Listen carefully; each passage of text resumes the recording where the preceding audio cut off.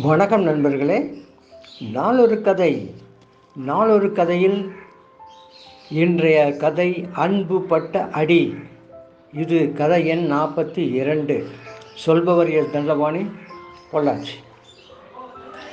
இதிகாசத்தில் இடம்பெறப் போகும் அந்த மாபெரும் பாரத போரை நிறுத்தவே வழியில்லை என்று முடிவாகி போன குழுநிலை அது.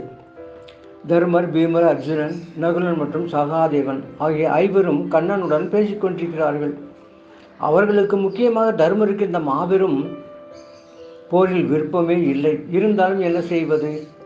கௌரவர்களால் பாண்டவர்கள் பெற்ற அவமானம் கொஞ்சமா என்ன? பொறுமையும் எல்லையை மீறியது.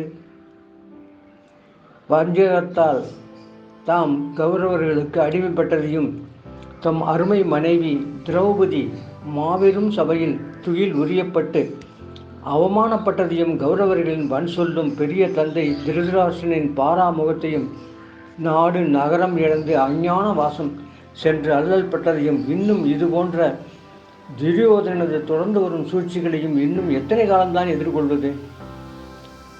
கண்ணா, அவர்கள் எங்களுக்கு சொல்லவனா கொடுமைகளை அளித்திருந்தாலும் அவர்கள் எங்களது சகோதரர்கள் தானே என்று எண்ணமே என்னிடம் மேலோங்கி இருக்கிறது. எனது தம்பிகள் இதை ஏற்க மாட்டார்கள். போரை நிறுத்த வழியே இல்லையா? இதை கேட்ட பீமனும் அர்ஜுனனும் கொதித்து போகிறார்கள். என்றாலும் அண்ணன் தருமரை எதிர்த்து பேசுவதை அறியாதவர்கள் அவர்கள்.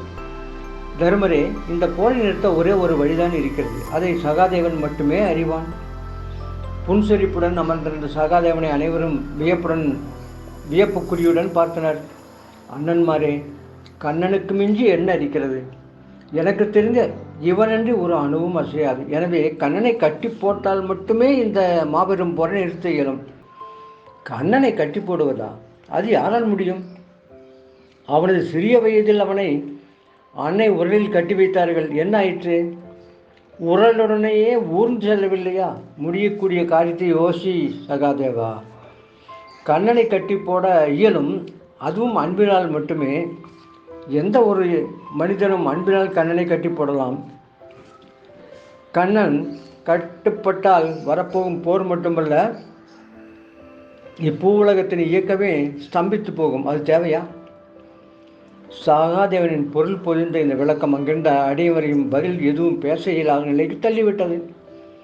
இந்த மாபெரும் இதிகாசத்தின் ஒவ்வொரு நிகழ்வும் நமக்கு பல பாடங்களை பொதிக்கக்கூடியதாக உள்ளது.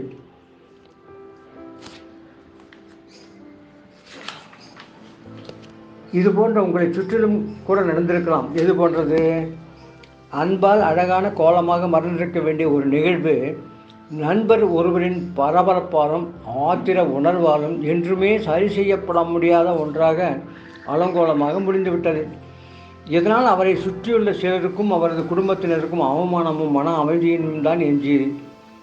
இதற்கு மேல் இதை விவரிக்க எனக்கு அனுமதி இல்லை. அன்பும் பாசமும் இல்லாத குடும்பம் ஒரு நல்ல குடும்பமாக இருக்கவே முடியாது.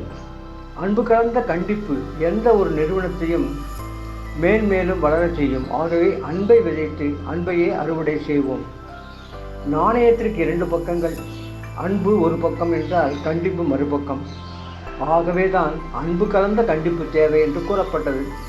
வெறும் அன்பை மட்டுமே காட்டினால் உலகம் நம்மை மிதித்துவிடும் என்பதையும் நாம் புரிந்து கொள்ள வேண்டும்.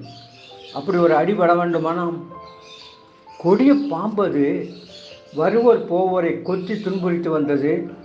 அதை கொல்லவும் முடியவில்லை. ஊருக்கு வந்த ஞானி ஒருவரிடம் ஊர் மக்கள் இந்த பாம்பை பற்றி முறையிட்டனர். பாம்பின் பாஷை அறிந்த அந்த ஞானி பாம்புக்கு உரிய உபதேசம் செய்து அதன் கொடிய சக்தியை மாற்றினார்.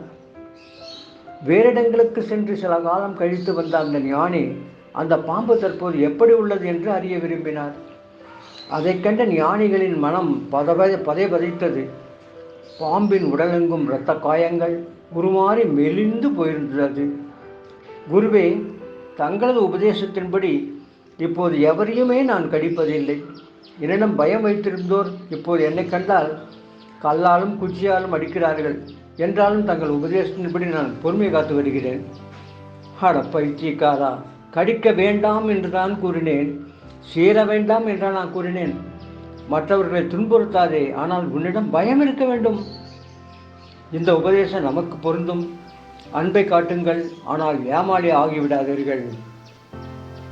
இந்த நிலை தொடர்ந்தால், இந்த ஸ்டாண்டை நீங்கள் எடுத்தீங்கன்னா உலகத்திலே அருமையாக வாழலாம் என்பது இந்த கதையின் கருத்து என்று நான் கூற வேண்டிய அவசியமில்லை.